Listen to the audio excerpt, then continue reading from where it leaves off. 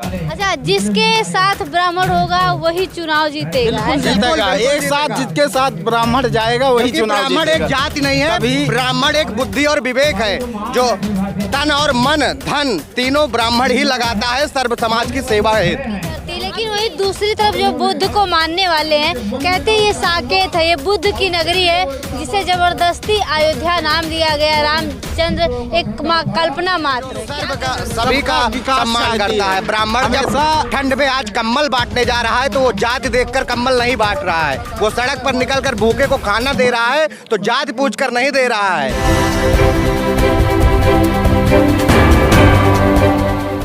हाँ, मैं समता की सपोर्टर हूँ, मैं रोशनी रिपोर्टर हूँ। नमस्कार, मैं हूँ आपके साथ रोशनी और आप देखना शुरू कर चुके हैं रोशनी की रिपोर्टिंग गांव से शहर तक। अभी हम अयोध्या में हैं और यहाँ पे एक कार्यक्रम का आयोजन किया गया है, अखिल भारतीय चाणक्य परिषद। ये क्या है, ये क्यों करवाया जा रहा है, इस विषय में जानने की कोशिश करेंगे।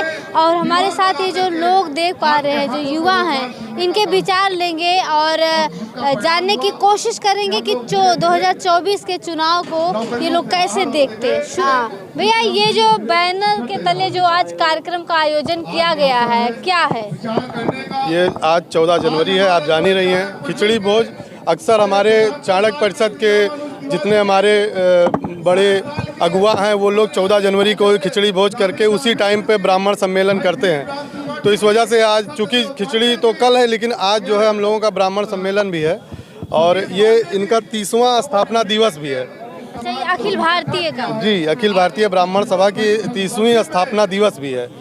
इस उपलक्ष्य में जो है एक अपना सम्मेलन हुआ है, जिसपे लोगों के लिए खिचड़ी की व्यवस्था और अपने लोगों के साथ बैठने का। कहाँ से लोग आए? मया पूरा इधर सूर्यकुंड के आसपास के गांव, आगे डाबा सेमर, चांदपुर और अयोध्या के लेकर, मतलब अपने जनपद के हर क्षेत्र से, मतलब पूरे। और जो हमारे स्टेज पे बैठे हैं वो तो प्रदेश से लोग आए, लेकिन जो यहाँ पे जनता है, जो हमारे समाज के लोग हैं, वो हमारे पूरे जिले के मतलब जितने हैं सभी वो आए हैं। मेरा नाम मलकेश चतुर्वेदी बिट्टुल है और अखिल भारतीय चाणक्य परिषद के 30वें स्थापना दिवस के शुभ अवसर पे 30वें शुभ अवसर पे ये आयोजन किया गया है।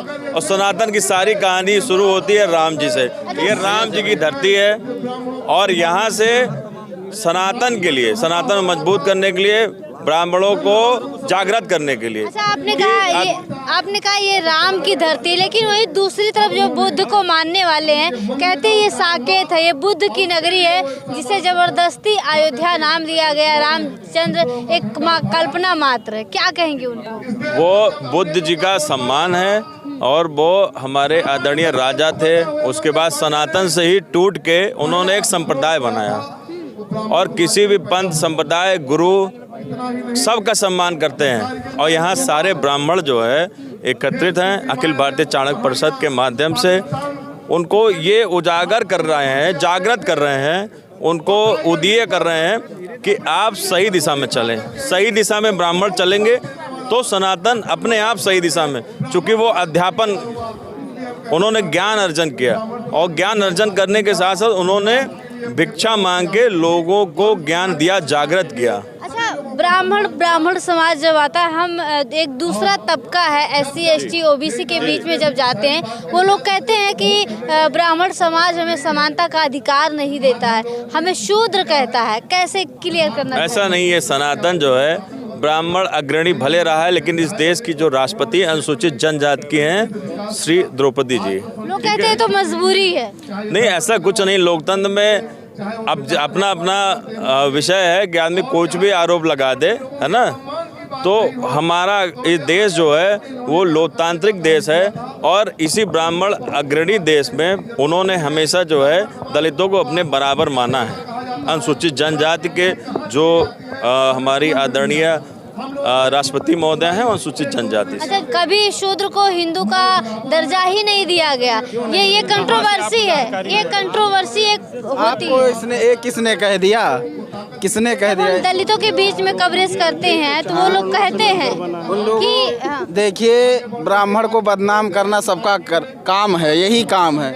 क्योंकि लोग सोचते ब्राह्मण बटे, क्योंकि ब्राह्मण एकता जिस दिन हो जाएगी ना उससे आगे कोई जा नहीं पाएगा। इसलिए हम लोग काम कर रहे हैं कि ब्राह्मण एक ऐसी जाति है जो सर्व का सभी का सम्मान करता है। ब्राह्मण जब ठंड में आज कंबल बांटने जा रहा है तो वो जाति देखकर कंबल नहीं बांट रहा है, वो सड़क पर निकलकर भूखे को खाना दे रहा है तो जाति पूछकर नहीं दे रहा है। ब्राह्मण एक ऐसा चश्मा है जो सबको बराबर के नजरिए से देखता है। हालांकि अगर हम जब अपने किसी भाई परेशान भाई का मदद करने लगते हैं तब समाज का नीचे तबका का व्यक्ति हमको जो है जातिवादी साबित करता है। अच्छा, दूसरी तरफ की ये जो सम्मेलन हो रहा है, चुनाव से पहले भी ब्राह्मण सम्मेलन हुआ था, उस पे जाएंगे? ये सम्मेलन लगातार 30 वर्षों से होते कोई राजनीतिक एजेंडा कोई राजनीतिक एजेंडा नहीं है। हाँ, ब्राह्मण जिस ओर जाएगा सरकार उसी की बनेगी, ये सब जानता है। इसको खुले मंच से आपके माध्यम से मैं कह देना चाहता हूँ,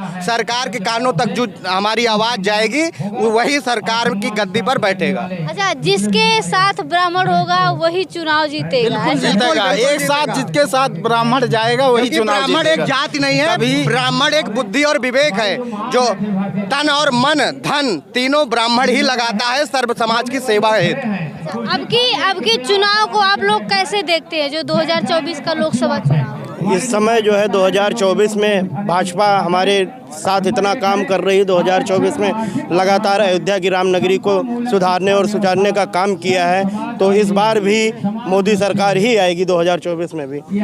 लेकिन लोग कह रहे हैं कि मोदी सरकार जो है, जो अच्छे दिन आने वाले थे, 15 लाख आने वाले थे, ये तमाम जो उनके वादे थे सिर्फ जुमलेबाजी हुई, पूरा नहीं किया गया। क्या कहेंगे? ये तो हर सरकार अपनी दुविधाओं को छुपाने के लिए जो है कई सारे बातों को कहते रहते हैं, लेकिन जो काम अयोध्या में और पूरे देश में हुआ है, यहाँ तक कि अभी कल ही अटल सेतु का भी निर्माण किया गया है मुंबई में, तो इससे हमारे देश की गरिमामयी उपस्थिति पूरे विश्व में दर्ज हो रही है। तो हमारे साथ ऐसा कुछ नहीं हो रहा है। राजनीति करवट लेगी या नहीं? नहीं, अभी तो बहरहाल 5-7 सालों तक तो ऐसा कुछ नहीं लग रहा है। आगे देखते हैं कि क्या होगा, क्या करते हैं। रामलला में प्राण प्रतिष्ठा होना है, लोग कह रहे हैं एक मूर्ति में प्राण डालेंगे मोदी जी, ये कैसे संभव है? नहीं, ये तो अपना अपना लोगों का विचार है ना। ये तो प्राण प्रतिष्ठा हमारे उसमें क्या होता है, जब कोई मूर्ति की पूजा होती है, जब उसका प्राण प्रतिष्ठा होता है, उसका पूजन किया जाता है, मंत्रों द्वारा उनका बुलाया जाता है, उसी दिन उनकी प्राण प्रतिष्ठा होगी। मंत्रों के द्वारा जो कहा गया है कि मंत्र जो है ब्राह्मण देवता जो कहा जाता है, क्योंकि देवता जो हैं वो मंत्रों के अधीन है और उनको मंत्रोच्चारण करके उस दिन उनकी प्राण प्रतिष्ठा की जाएगी। आप समर्थन में हैं प्राण प्रतिष्ठा के? बिल्कुल। जब मंदिर बहुत सारे महंत विरोध कर रहे हैं कि जल्दबाजी क्या है, अभी मंदिर पूरा बन के तैयार मत क्या है, बहुत सारे लोग हैं तो सबका मत अलग अलग ही होगा ही। जो महंत लोग हैं, महंत लोग ही कह रहे हैं कि जल्दबाजी क्या है, अभी तो राम मंदिर बन के तैयार नहीं हुआ, इसमें राजनीतिक कहीं ना कहीं गेम खेला। मंदिर बनाने के लिए 500 वर्षों तक संघर्ष चला, और जो लोग विरोध कर रहे हैं उनका जो है तिनका भर योगदान नहीं है। ये महंत लोग ही विरोध कर रहे हैं, महंत लोग विरोध कर रहे हैं। उनका तिनका भर योगदान नहीं है। विरोध वही कर रहे हैं जिनका योगदान नहीं है। सनातन के धर्म पे मलाई काट। चारों शंकराचार्यों का किसी भी प्रकार के मंदिर आंदोलन में कोई भूमिका नहीं है। आज अगर मंदिर आंदोलन जो हुआ है वो जन जन का आंदोलन है, और भगवान राम का मंदिर है, हम उसमें प्राण प्रतिष्ठा करके मूर्ति रख के हम उसकी पूजा कभी भी कर सकते हैं। अच्छा, एक जो चर्चा का सवाल है, चर्चा का विषय है, वो ये है कि राम मंदिर बनने से किसको क्या फायदा? सबको फायदा होगा। सांस्कृतिक सुनिए, भगवान है, आराध्य हैं। सनातन धर्म के सुनिए मैडम, सनातन धर्म के सबसे बड़े आराध्य भगवान राम हैं। ठीक, जहाँ पर विश्व में कहीं पर कोई सनातनी है तो उसके आराध्य भगवान राम है। हिंदू धर्म के भगवान राम है, उनकी मंदिर है, उनके मंदिर बनने से सबकी आस्थाएं जो है मजबूत होंगी। दूसरा ये है मैडम कि आज की डेट में कितने ज़्यादा जो डेवलपमेंट हो रहे हैं, किसी भी व्यापारी का व्यापार बढ़िया होगा, लोगों का पर्यटन बढ़ेगा, पैटर्न्स बढ़ेगी, संस्कृति का आदान प्रदान होगा। कोई विश्व से आएगा, कहीं से कोई आए, किसी स्टेट से आएगा, कोई दूसरे स्टेट से आएगा, तो इससे चारों तरफ समृद्धि भी आएगी, विकास भी होगा और हमारे धर्म की रक्षा भी होगी और भगवान राम का मंदिर भी अच्छा बनेगा।